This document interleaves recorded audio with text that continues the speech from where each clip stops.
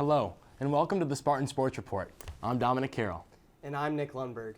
The Michigan State women's soccer team has been electric all season, setting the new program win record and getting to the finals of the Big Ten Championship Tournament. And they aren't done yet. This past Friday, the number 4 seeded Spartans faced their first test of the NCAA Championship tourney as they hosted Milwaukee at the Martin Field. Here's Lexi Alston with more. Quite a chilly night, but the stands were packed and the atmosphere was hot at the DeMartin Field as Michigan State hosted the first round NCAA tournament game against Milwaukee. Within the first 6 minutes of the first half, the Panthers were able to quickly sneak one in the net.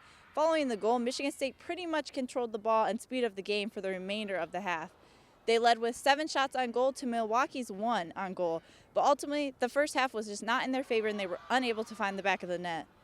However, at the start of the second half, Michigan State came out firing and Justina Gaynor quickly found the net for the Spartans to tie things up. And just as the crowd started to expect to see some overtime action, Celia Gaynor heads it into the net for another Spartan goal. The dynamic sister duo put State in the lead 2-1. As the time dwindled down, it started to look like a win for State, but with only 20 seconds remaining in the second half, Milwaukee scored off a free kick and sent the game straight into overtime. After 10 minutes of the first overtime, the score remained 2-2, and another overtime was underway. It was the second overtime that both teams were able to create some great scoring opportunities. At the 5-minute mark, Michigan State took the victory as Lauren DeBow and Cameron Evans created a 2v1 against the Milwaukee goalie and tallied the game-winning goal.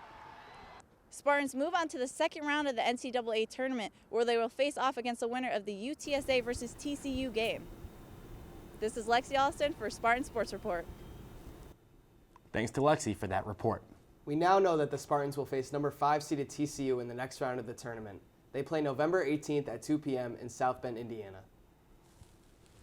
Coming off a 3-game win streak and a sweep over Wisconsin, Michigan State hockey hosted Ohio State for the last 2 games of their 4-game homestand. MSU won the first game of the series 4-2 and kept that momentum going into Game 2. Michigan State opened up the night by honoring Jeremy Davidson's grandfather on Veterans Day with a ceremonial puck drop at center ice. Spartans got on the scoreboard early as Captain Miroslav Muka put the puck past the Ohio State goalie with a backhand shot, MSU up 1-0. Here's the captain again on the forecheck, forcing a turnover and centering the puck, which is pulled up by Nico Mueller, who dekes out the goalie, putting the Spartans up 2-0. Ohio State now on the power play with some quick movement, and the Buckeyes find the back of the net off a timer, OSU now trailing by 1. OSU battling back against Dylan St. Cyr with a sprawling stop, leading MSU to the 4-3 win. Here's what Coach Nightingale had to say after the game. I think just sticking to it. What I really liked is going from Friday to Saturday. It would have been easy for our guys to say we just beat a team that's ranked up in the top 10. And whatever happens on Saturday doesn't matter. I saw a more hungry team, and that's a good sign. Michigan State is now ranked number 17 in the NCAA and number 1 in the Big Ten after 5 wins and 2 consecutive series sweeps. They will travel to State College to play number 6 Penn State next weekend.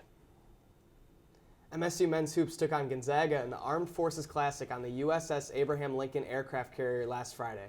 The Spartans started off hot as they went up into the half, up 7, but ultimately fell to the second-ranked Bulldogs in a close one. But the final minutes, the Spartans struggled to execute offensively, being forced into a tough look at the buzzer from way beyond the arc. The shot didn't fall as the Bulldogs survived 64-63. The Spartans will take on the 4th-ranked Kentucky Wildcats in the Champions Classic Tuesday night in Indianapolis. Coming off a 0-3 loss versus the Fighting Illini on Friday night, MSU volleyball came into Saturday's game with a fresh mindset. The Spartans came back into this match against Northwestern looking to snap a 12-game losing streak. In the first set, Northwestern battled hard. Their efforts were stopped in their tracks by some great blocks by Meredith O'Gorman. She had 2 early in the first set, and in the second set, the Spartans came out scorching hot as they scored the first 7 points, led by some amazing serves from the libero Nalani Iosaya. We see another great stuff here from Meredith O'Gorman. Northwestern came out strong in the third set, taking the lead early with some great kills that our Spartans had a hard time getting in front of. But in typical Spartan fashion, the women were able to rally back and ended up dominating the third set successfully, completing the 3-0 sweep with the final score of 25-14.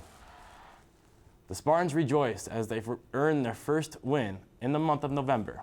They were looking to take the win on the road to Champaign, Illinois. The Michigan State women's basketball team took on Western Michigan this past Sunday at the Breslin Center to try and keep their season-long winning streak going. The Spartans had won all their games by 30 points or more so far in the season and hope to continue that trend against the Broncos. Starting off in the first quarter, freshman guard Theron Halleck dimes up sophomore forward Matilda Eck for a wing triple. That was good for 3 of her game-high 20 points. Head coach Susie Merchant was loving what she was seeing from her team. In the second half, graduate guard Kamaria McDaniel drives strong to the rim and finishes through contact. She finished her afternoon with 14.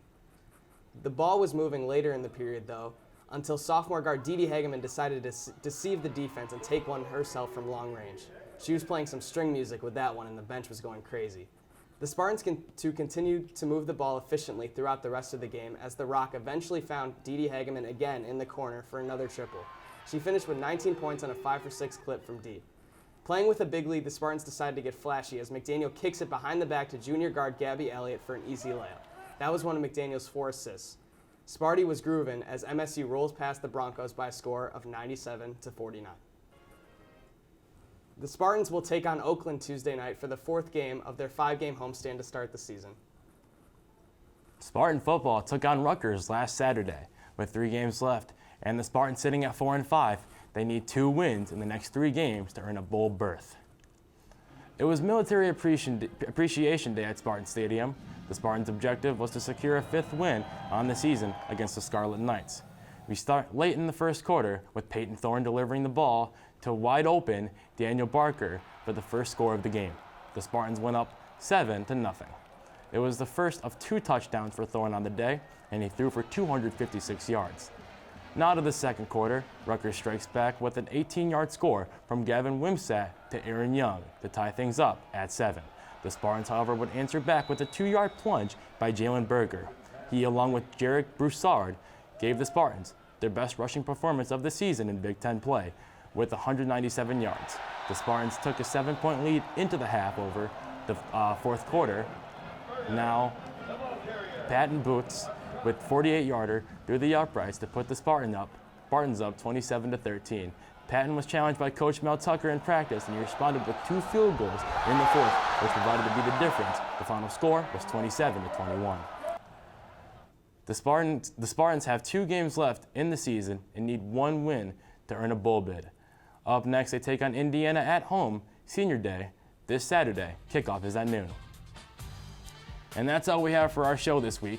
I'm Dominic Carroll. And I'm Nick Lundberg. Follow us on social media and catch all our YouTube episodes on our YouTube channel. Thank you for watching.